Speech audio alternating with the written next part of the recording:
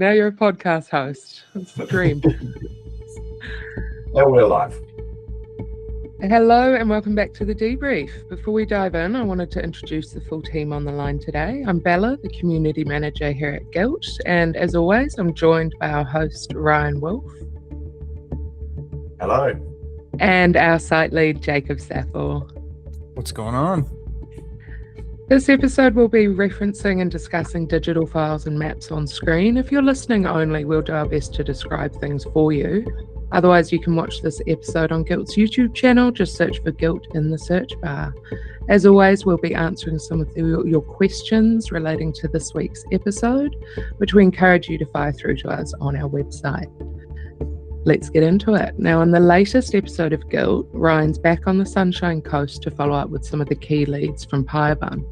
But before we go back into that, Ryan, how are we feeling about the property connection between Tony and Gus on Eastern Mary River Road? Yeah, it's it was one of those ones, like sometimes, when I go to a place and I'm working on the story, then it's not until I'm sort of back in my office and I'm actually putting together an episode that something can really just dawn on me more, or I can have more of an epiphany. And when I was writing this episode, I just remembered thinking, and I think in the episode I say, is it likely or even probable, when we're starting to make those connections. And I just, in my head, I just thought, what are the odds? Like, what are the odds that if it is Gus, he's looking at this property, if he, it just made me think, wow, like this could be, we really could be onto something here. And it did make me think, okay, I need to go back to the drawing board and try to put a bit more effort into trying to maybe find where this spot might be. And, real estate agent angle, which I'm in the background working on. And I thought as well, this all could hinge on whether Gus officially looked at the property or whether was he like just window shopping, right? Sometimes you say you're looking at a property, but really you're just driving down the road, you're standing next to it on the road and having a look, and if that's the case, there'd be no real record of that. You may not have spoken to anyone or officially been shown it, which would make this harder. But, if he did go to an agent or if he did meet with Tony, just like Tony was that day, you'd think, would he have taken Gus to that same spot? So Gus could have been familiar with that spot. It really just made me think, okay, there's meat on this bone here. And the further we go, the more I sort of realize, there's one person really that we need to speak to, and that's Gus. Agreed. I loved the dynamic between you and Ian, particularly after you made that connection. You got the microphone back on, because you could hear kind of the excitement in you pretty quickly. Like, the dot was connected, and he I love that his demeanor did not change as you kind of laid out. No, you see, like, he told me about this, and then he was like, could be the same one. He was very, very much just like, well, but honestly,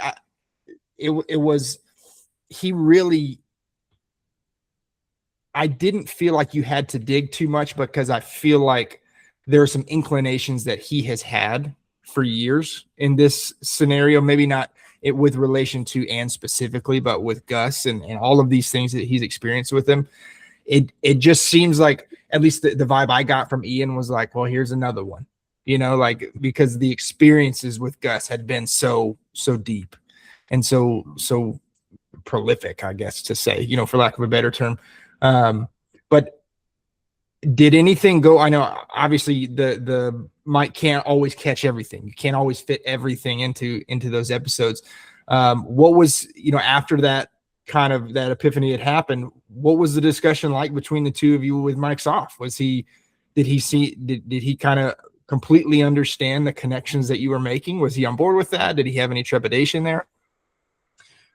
Yeah, Ian was one of those people where, the mic, after the mic went off, he'd always just keep talking, and there's all these little nuggets being sprinkled through everywhere, and you're sort of, that I'm just picking up. And I think you're right. It's kind of he stays pretty level because it's kind of like, yeah, well, I've been saying this for like 25 years or whatever, you know.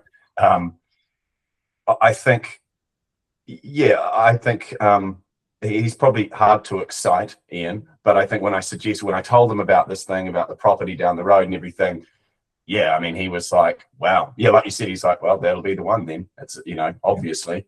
Yeah, And I hey, mean, Ryan, there was one thing that sort of it tumbled out of Ian's mouth, really.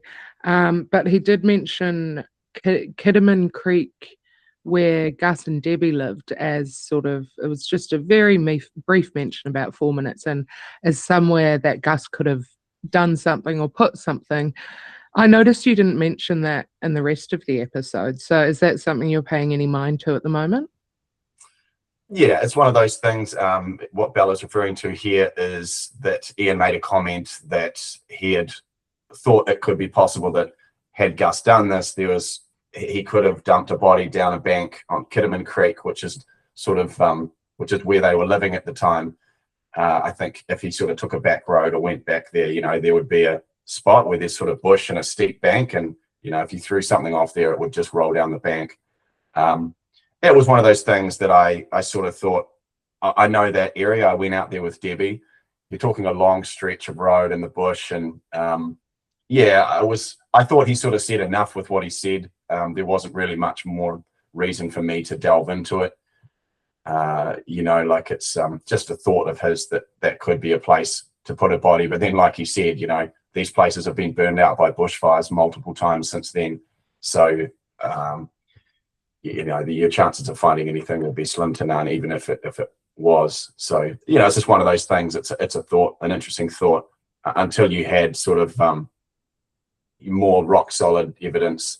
Let's say if we became aware that, okay, Gus is responsible, no doubt, then you'd be thinking, okay, where are the places we could be looking? You know, if the police, that's what I'm thinking, right? Okay, we know he did it, we got him. Where could he have put the body? That's when I think you'd be looking in areas like that. You know, and just on that, just mentioning the police, clearly they had Gus in their sights for this at some point. You know, he made this comment that he was number two. You know, I know that obviously they had interviewed him, it sounds like at length. You know, this new lead in terms of Tony and what he saw, you know, you think about it now, and this is completely new. It's never been known. Had this happened at the time, you know, you wonder how things might have been different. There may have been a way to chase it up a bit more. Let's just say, hypothetically, if it was Gus that day with Anne, you know, like this is unknown stuff, you know, like could it have been possible? I'm sure at the time, Tony would have remembered what the car was, some more details, the location exactly. If Gus had looked at his property, you know, but those connections were never made. And it shows you how, you know, someone can have a piece of information that they think is not important because they don't know the greater context of a story. Let's just imagine Tony has no idea that Gus is a suspect in this case, you know, because the police have got that information. We could assume, and you know, and if Gus did go and look at his property, well, Tony doesn't, he's got no idea of that connection. You know, it's, yeah, I just wonder, like, you know, how much easier it would have been to look into the Tony lead back at that time, and how much more information could potentially have been sort of pulled out of it. And at the time, Gus never actually owned the property, correct? He was just, from what we understand, was looking at it. Yeah. Okay. Yeah. Okay. Yeah. Yeah, I think what else I did, you know, you mentioned, you know, Ian kind of exasperated, you know, like I've been saying this for I think it's crazy to think that this many, I mean, the handful of people you've come into contact with now or made contact with that did know Gus, the overwhelming similarities in their perception of him and their, you know, kind of their take on him. If I guess I don't understand why these sort of, how much, let me take it back. How much do we know that the police looked into him? Is it just simply from what Ian said, or have you heard specifically from law enforcement that he was considered in any way, shape, or form? So we're really just going at this point on what Debbie's saying and what Ian's saying. Right. I've not spoken to anyone specifically about it. Yeah. So far, everything that Debbie told me in that first interview has checked out, with Ian at least. So no reason to think that that's not true, that they did look into it. But Ian sort of did allude to the fact, maybe after the mic was off, that, he didn't really feel like they were taking it so seriously. How much did it even get looked into? Was it just a matter of bringing him in, interviewing him, but not actually cross-checking other leads in connection to him? I don't know. Another thing you look at in this episode is the proximity of all of these things. And it's just crazy to me that it sounds like, given everybody's perception of Gus, that at the time a woman goes missing in this area, it seems like everybody would be like, have you talked to that guy? Because it just sounds like everyone kind of has that same perception of him. So that's really interesting to me, that if they did, why was it dismissed so quickly? Did something happen that just made it easier just to walk away from that? Or because it just seems like to all of us, it's like, man, this guy's got a neon sign on his chest. That's what it seems like. So I feel like law enforcement couldn't have just been like, probably not. There had to have been something that made it tough to connect him in some way. I think, and that's a really good point too, is like the timeline here is something that is probably going to be quite key in terms of when this was introduced by Debbie initially to police, or Ian, and so on. So we have to remember that prior to Jessica's disappearance in 1999, which was, only a few months after, there was no, I guess Eric was probably the only suspect. And I'd be interested to know, and I don't think it's the case, that Debbie went to police prior to Jessica's, because that would have put Gus in the frame before Derek Sam appeared. Because remember, he appears in all of these cases once Jessica disappears, and then I imagine from there on he's kind of front and center in this thing, when they find that he was drinking this night before, and it kind of maybe fit the same MO as Jessica's thing. But yeah,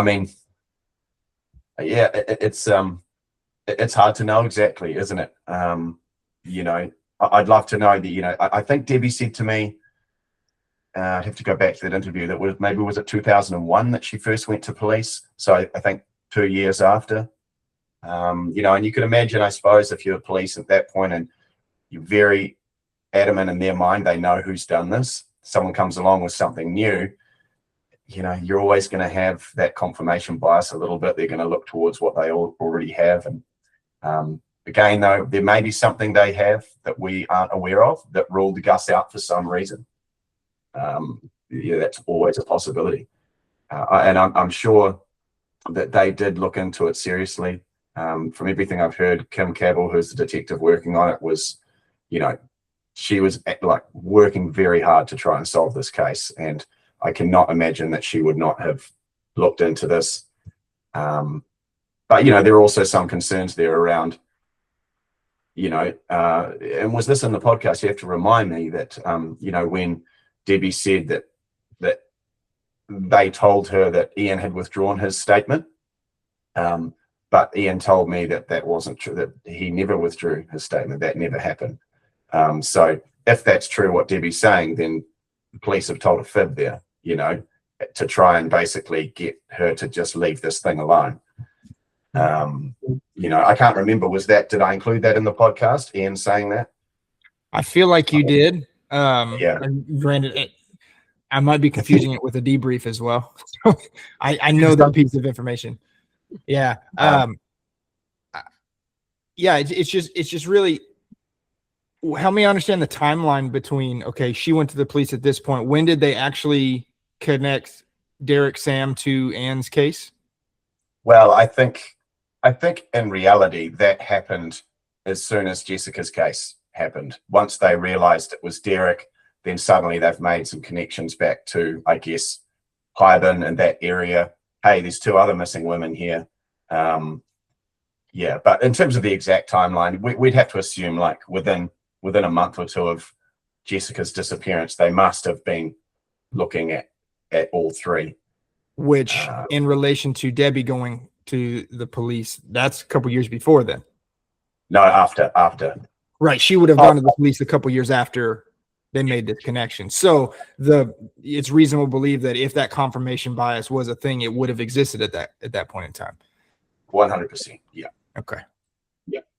And so later on in the episode, Ryan, you just mentioned Piabun. Later on in the episode, you actually spoke to 2 people who were related to Piabun. So you and I were texting at the time, and I was saying, "Oh, be careful. I know you're out on the road today." And you said, "Oh, text you if anything goes wrong." But my heart rate definitely spiked when I heard the deepness of that dog's bark. So what was it like rocking up to these 2 leads?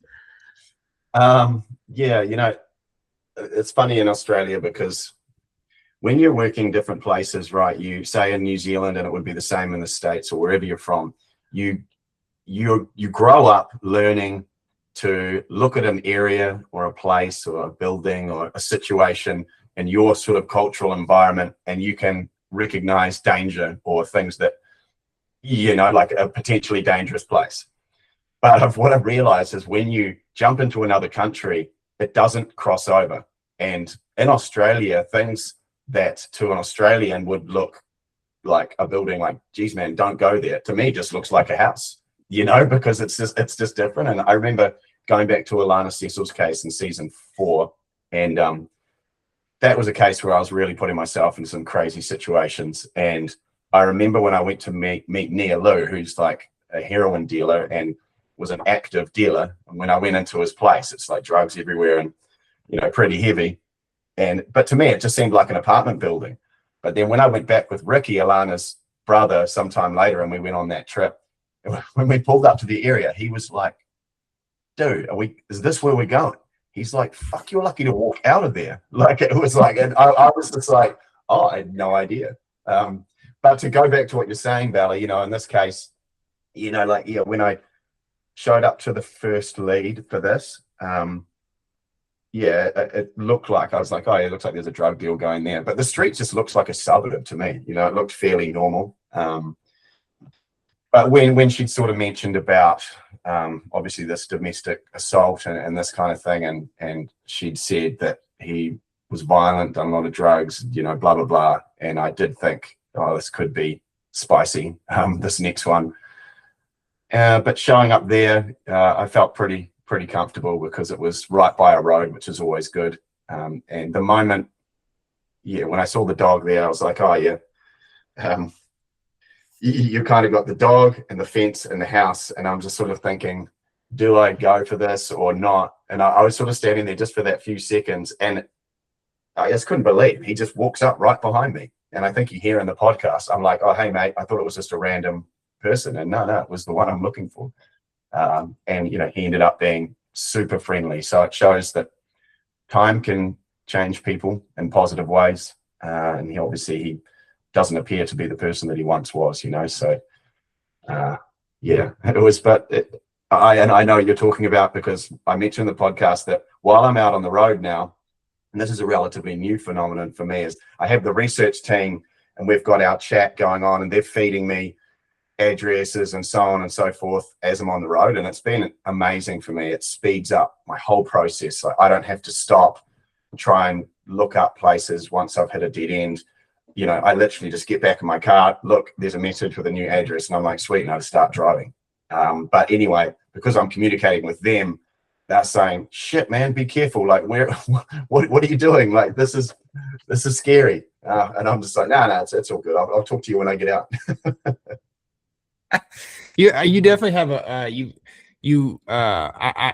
I've picked up on some of the habits that you have to kind of insulate yourself a little bit. You definitely announce your arrival. your hellos and knock knocks, that everybody know, okay, Ryan's walking up to a door, but it definitely, even the ones that have said no to you. I mean, you had one in this episode that we were able to hear a little bit of the back and forth when she did say no. Even then, it wasn't a reaction to you. It was a reaction to the circumstance. It was a reaction to the case itself. So it definitely seems, at least you may be walking into sketchy situations, but it seems like everybody's at least not wanting to kill you right off the bat. Like they're willing to talk. All right, what are you looking for? With this one, I think the guy that you were able to talk to, while it did, you do have some of those unfortunate things, like, with his brain injury and his inability to remember a whole lot. It was really interesting to hear from someone that was in Derek's orbit around that time, that wasn't as so invested in him personally as like Mia was, obviously, because he had some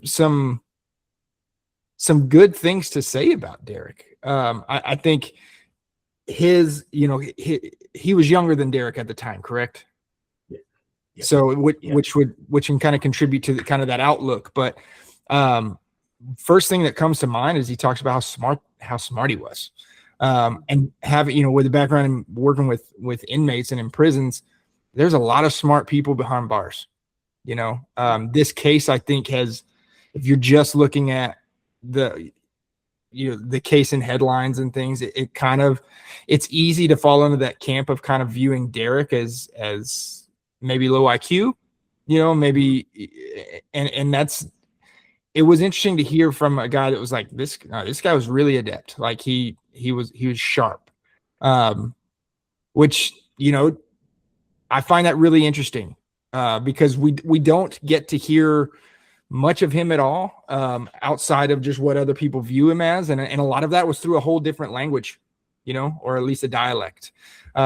So that was really interesting to me, in that, like, there's depth to this guy. He's not just a thing. And I think that's important with this case, especially considering the points that we're talking about, where it may seem like law enforcement maybe piled some things on, or could have possibly piled some things onto him because it was easier to do it that way. This guy's more than just somebody that caught some charges. So was there anything in that conversation in relation to your mindset when it comes to Derek that you came out of thinking, well, I kind of see him a little bit differently now? Yeah, that's a really good point. I think when you look at this from the surface, right, it certainly made out that he's pretty much like a simpleton, I guess is the way you would sort of describe it. And actually speaking to people, it's one thing to speak to people who knew of him or who know about the case, but it's another to speak to people who actually knew him and knew him from in the orbit of, like, not as a criminal, just as a person. And I think I speak about it in there, like my conversation with Bob Sample, which I don't believe I've shared yet in the podcast, which will be coming up. And we speak about, more about Derek Salmon in terms of his character. And when I spoke to this guy from Piabun, he sort of reinforced those same things that I'd heard from Bob, which were, positive things, saying that, he was adept, he was clever. I think what we would say is that, clever in terms of what he did. He was really good with horses and all of that kind of thing. There's all kinds of different intelligence, right? Just because you're not book smart doesn't mean you're not really good at something else. And he didn't really have anything negative to say. And, he sort of said, that he was shocked, still can't quite understand, about it. But he said that, at the end of the day, like, if he has done this, then I guess that's what it is. But he just said that's it was a shock to him. And I think, he was only 14 at the time when he was in Piabun. So, very young, and it's Derek would have probably been impressionable on him, if Derek's the one teaching him to break horses and if you know horses as well, like, it's an impressive thing when you're a real horseman, or when you see a real horseman in action. And I've seen them before. Like, I grew up riding horses my whole life, but I wouldn't call myself a horseman. A person that, they can, break a horse or just do anything with a horse. It's impressive to see, and it requires all kinds of different skills. Horses respond to confidence, and that's, someone who doesn't have confidence and, is fearful and so on, horses will react to that negatively. So, it tells you a bit about his character, I think. And like you said, it makes him not just a thing. It's like, okay, there is something here. And it also, I suppose, tells you, okay, well, a person who's clever and has these skills and isn't such a simpleton, perhaps they do have the skills to dispose of bodies in a way that they'll never be found. Don't underestimate them, because I think sometimes people perhaps do. Yeah. No, I find it refreshing that you're talking about breaking horses that way, because in the podcast, I remember I kind of smirked when it happened, but as he's talking about the things that Derek would, he'd teach him to do this and that, and then Ryan was like, yeah, all of that, and I'm like, I'm hearing it, and I'm like, you mean all of that? That's some tough stuff to do, man. Like, give it some respect, man. But no, I what's that? I said sorry about that. Yeah, no, but it is. It's it takes a lot of skill to be, there's a difference between knowing how to ride a horse and being a real horseman. Those are two very different things. Yeah. One thing that Guy did mention was that Mark Johnson didn't actually spend a lot of time at Piabun. Is that something you'd heard anecdotally before, or was that a first that he actually was mainly at his office in Brisbane? Yeah, no, that was something I hadn't really heard. That was kind of interesting, and it paints a slightly different picture, of a man that's probably not necessarily around Derek Sam all the time. He's really probably just more of a businessman running this place from an office. Derek's the one that's out there teaching these kids how to break horses and ride, and and when you're talking about a situation where people are, accusing Mark of potentially being involved with Derek, and the two of them have colluded to do this stuff. When you're painting it, and when you're viewing that from the context that they're always together and they're always out there, doing things, that seems more believable. But when you look at a situation where, well, really, Mark's in Brisbane like 95% of the time, Derek's out there, that starts to not really make so much sense. I think especially for police narratives and official narratives, it's like, no, of course not, because he was there, he was based there, and we know that. So yeah, for me, it definitely took me by surprise. But Jacob, I can see you nodding along. Yeah, I again, the way he spoke about Mark Johnson was interesting to me too, because again, Mark Johnson's another, and all of these people, the more we go on and the more we talk about them, and the more episodes between talking about a specific person, the more they can kind of morph into a two-dimensional piece. And Mark Johnson, to me, is a great example of that, because, I mean, the things that we've heard from him are definitely caricature-esque, and I love the distinction that this guy makes in this episode, where he said he wasn't a mean guy. He was just a more so like a direct, and they're just describing cowboy culture is what they're describing. As being in Texas and East Texas, I'm very, very, very familiar with that. And there is no, just because someone is hardened, just because someone comes across as rough around the edges, doesn't mean that there's a lack of character or a lack of a moral compass, or they're more inclined to do things that the rest of us wouldn't. It just means they're maybe brought up different. They go about things different. A lot of my immediate family members are cowboys in nature, and you're not going to talk about anything from the heart with them, but they will be the first people to help you if you need it. But so it's a different kind of thing. And I think Mark Johnson is a great example of that in this case, especially if you're dealing with anybody over there in and around Piabun. It sounds like that's just a rough and tumble environment to be dropped in every single day. And so doesn't make them bad dudes, Yeah, I think too, they're not going to be maybe necessarily cowboys in the sense of what you're going to get in Texas, right? But they are like that is like the lifestyle out there. And some of these people are hard people, like when I met Dave and, we went into that a while back, like this, that real cowboy mentality, they're wearing cowboy hats, they've got boots on, it's, and it's that hard kind of life. Yeah. And I mean, that's a good point, just because they act a certain way that doesn't fit what we would consider to be, normal, doesn't mean that, it doesn't mean you need to read into it any more than that. And Mark was, heavily involved in horses and that sort of lifestyle. So, I guess he would have been that kind of hardened character for sure. Yeah. I wanted to just quickly jump into something here. So in our it was at the last episode, I think we spoke about Gus and his potential violence or lack of violence, or is there enough there to see, to jump to murder, right? Like from what we know of him to murder. And Debbie actually sent me an email and just said, hey, I listened to the episode and I just thought I'd sort of let you know about some things or remind you of a few things that happened. So I'll just briefly go over these here.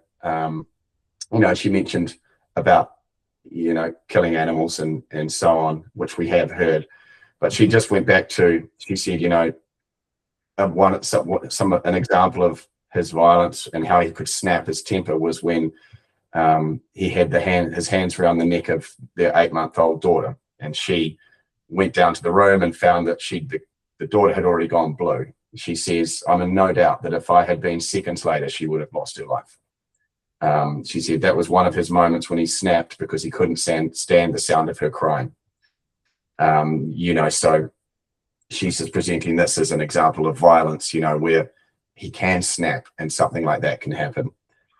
She says, before we left Brisbane, he pinned me against the wall with his hand around my neck on 2 occasions. And there was also the time that he was trying to throw me out of the car and down a ravine, down a bank, the day before he finally left the house. She mentions here when he was in a rage and his temper was out of control, his eyes would go black. And then what she says, sometimes the discipline of children was more like physical abuse. So I guess just those are a couple examples that she's mentioned that are worth sort of pointing out. And again, it doesn't mean you can jump to murder, but it just, it shows. I mean, particularly the one with their daughter, where he's obviously snapped. You've got two instances there where the neck is targeted.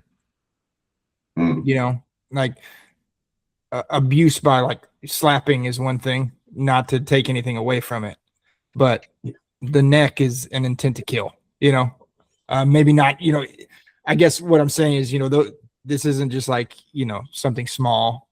Again, I'm not. No abuse is small, but you know what I mean. Like those are things that, man, that could lead to something fatal very quickly. And so, yeah, that's. Just thought I would mention that, just because we did speak on that last time. And then obviously we've got the police officers. So there are instances of violence that have extended beyond it, and that that ability to sort of snap. Does she maintain any contact with Ian by chance? She hadn't. So, one thing that happens, I end up being a connector of people that haven't spoken for a long time and so on. And remember, Debbie had thought that Ian was dead. So there had been no contact for a long time. And then when I met with Ian, he said, I've been trying to call Debbie over the years, but the number, she must have deleted her number or something. And then so I've put them back in touch, and recently Debbie went and saw Ian and they caught up, and they haven't done that for 20 years or something. Now they are back in touch, but no, they haven't been since the early 2000s or whatever it was, for a long time anyway. So there they are now.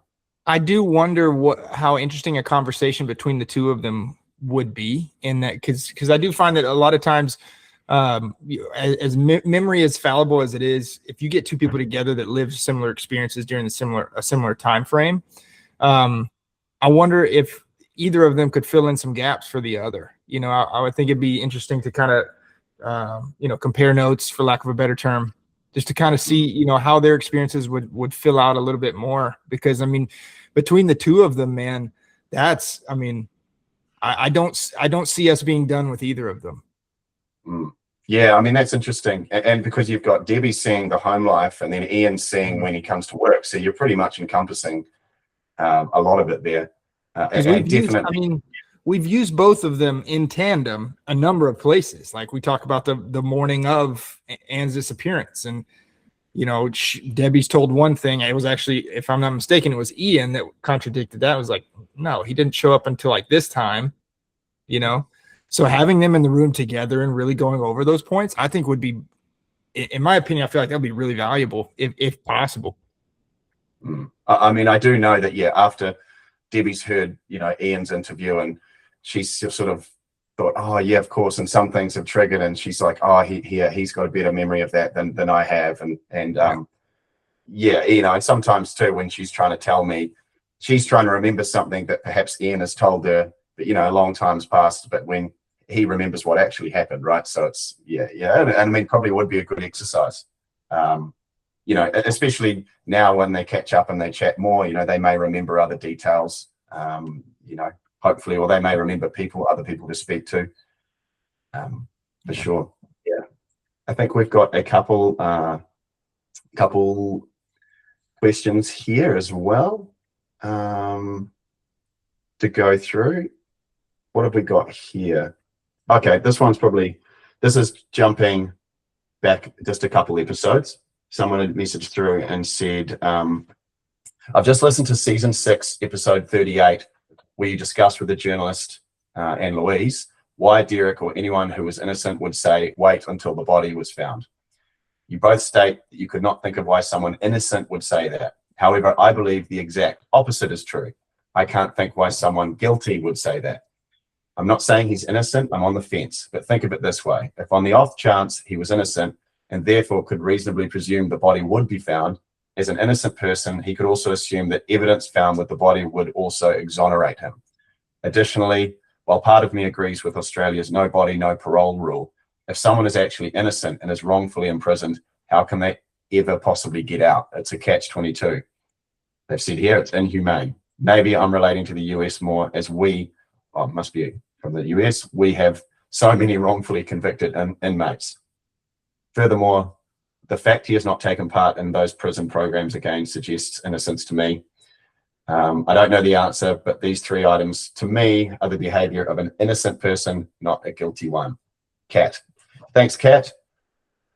Interesting. Thoughts? So leave it to the Americans to go against the grain, huh?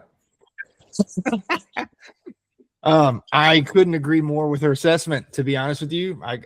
She's speaking my consciousness right now. And I do have those same questions. Like, I wonder how much of influence I'm bringing from here. But the same could be said about so many things in this case, man. Is that, well, at face value, it looks like this. Well, okay, dare I do it again? Go back to the hood of the car.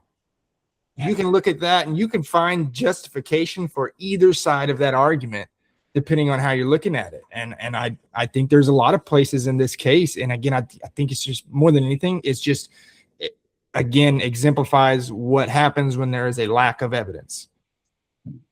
This is what we do, right? We're going to just churn it and churn it and churn it until up is down, down is up, What do you think, when you, more specifically, when you hear that, that he made that statement to me, I think it was on the phone or something, wait until the body is found, and then everyone will know what happened, kind of thing. I guess I read that as kind of, in a way, sounding like he's saying he kind of knows, like, when the body's found, sort of thing, as if he expected the body was going to be found because he hadn't, and that's the way I viewed it. So obviously, I guess, you can view it the other way too. Wait until the body's found, as in if someone else has done this, and you'll realize that it wasn't me. I mean, what do fully you viewed it the other way, as in wait till the body's found, so there's proof that it wasn't me. But fully, 100%. So maybe that's shaped Yeah. some of my judgments from the get-go. Yeah, how did he say it? You know, I mean, these are words on a page, man.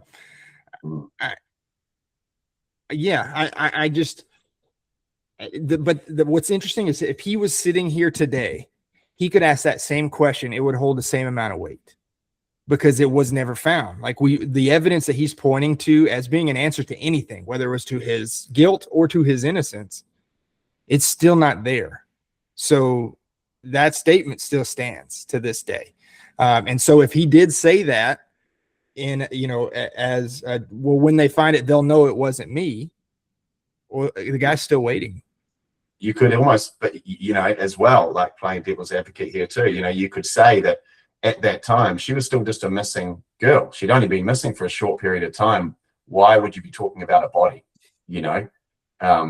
If you were innocent, wouldn't you be assuming that she'll just be found? To say, wait till the body's found almost implies, she's dead. You can also look at it that way. But you're right, the context of that phone call, I mean, I'm sure things would be different if we were literally listening on the other line at the time it's happening. We might get a better understanding of how the context of what was said.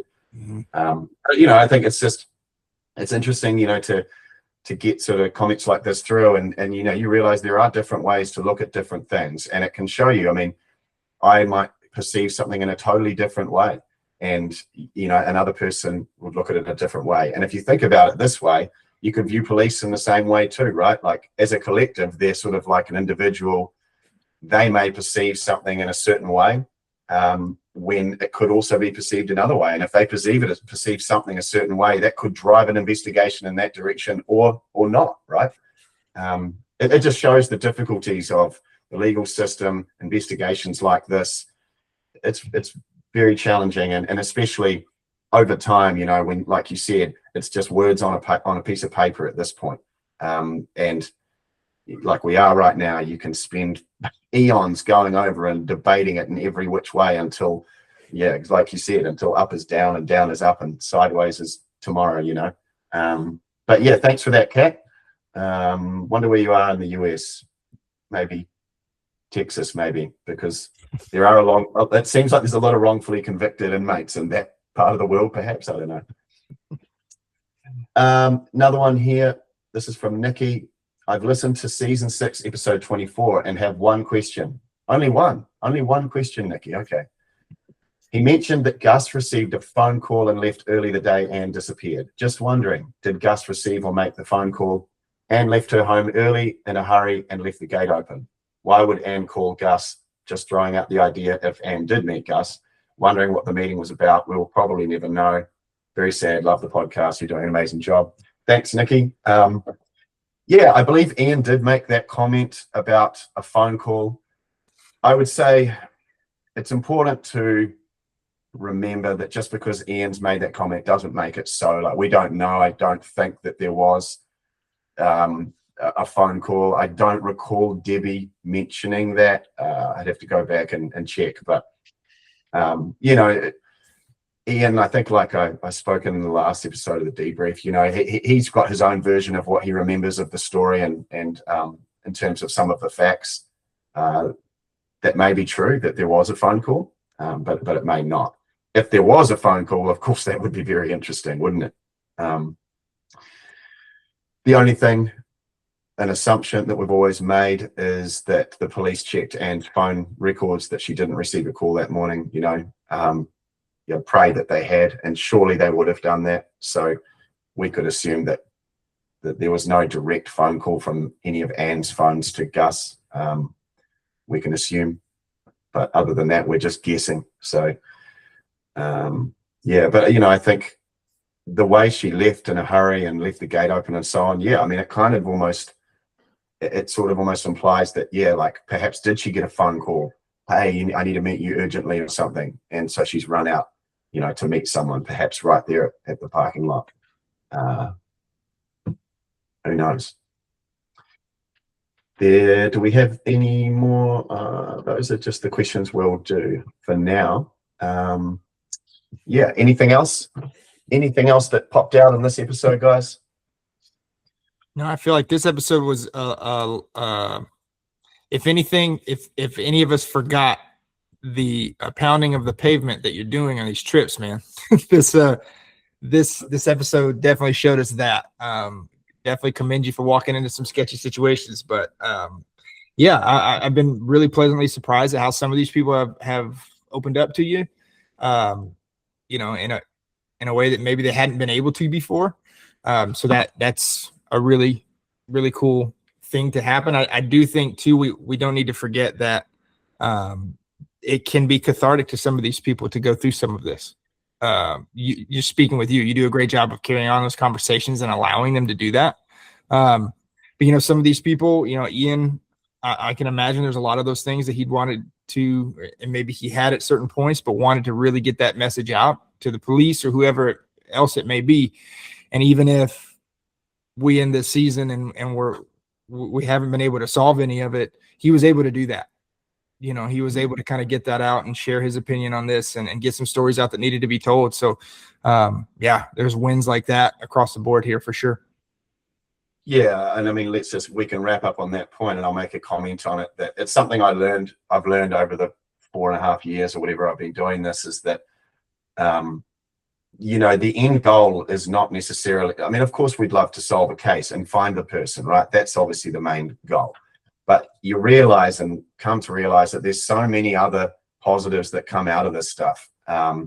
And in some ways, I become sort of a psychiatrist at points, you know, or you're dealing with people and you're helping them deal with guilt. I mean, the amount of times I hear people say, man, that is the best name for this podcast, because that's what I've carried all these years. And what they do is they effectively take that and then they give it to me, you know. And I was just yesterday interviewing someone for season 3, a really interesting story, a woman who believes she might be the last to have seen Heidi alive, and it's quite a compelling story, but she's carried this guilt all these years. And at the end of our interview, she literally said that. She's like, oh my God, I've carried this weight all this time. Now I feel like I've passed it on to you. I feel okay now. Like I've finally done what, you know, needed to be done. And that's just one of those side things that, you know, every case has all of those things. You know, you look at Alana's case with Ricky, man, like, honestly, the cathartic effect of him coming on that journey with me and being able to fulfill his promise to his sister that he was going to find out what happened, you know, in that funeral home. He made that promise to her all those years ago, and he'd carried this guilt that he'd never really done that. And he got a chance to go do it. And I mean, that was, I felt like that was the biggest win that came out of that whole season. And I'll add that there's stuff happening in that, very positive stuff happening in Alana's case right now, which I can't talk about, unfortunately, but let's just say the police have finished their investigation and there have been recommendations made. They're making recommendations basically to the prosecutor at this point, and I'm cooperating with that. So hopefully there's going to be some very cool stuff coming in that case very soon. So yeah, that one, we could see a result more than just sort of a side result. But yeah, that's all from me. Thanks for that, guys. And Jacob, any final thoughts before we wrap? No, nothing else. Just really excited for next week. And you guys are both up to something very special after this. Ryan, do you want to give us a little preview maybe? Because this episode will be up on YouTube today. Is that correct? Yeah, so we're going to be putting this on YouTube today. So for the next little bit, just to sort of promote our new YouTube channel, we're going to release these debrief episodes on Thursday. So the audio ones are coming out on Friday. We'll put these out on Thursday. So if you want to get it early, you can jump onto YouTube.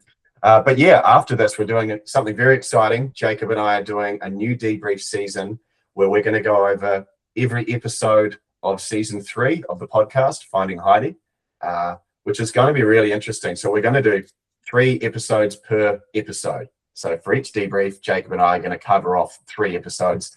And we've just recently refreshed ourselves and gone back and listened to the episodes. And I was just saying to Jacob earlier, like, man, there's so much to go over here. I don't know how we're going to fit this in. But it's really going to be a great exercise. I think people are going to love it. There's a lot of background information to things that happened throughout that I can share. There's just so many different parts of that case that we can speak about. So yeah, we're going to record that right after this, and then I'm going to release it straight away for subscribers.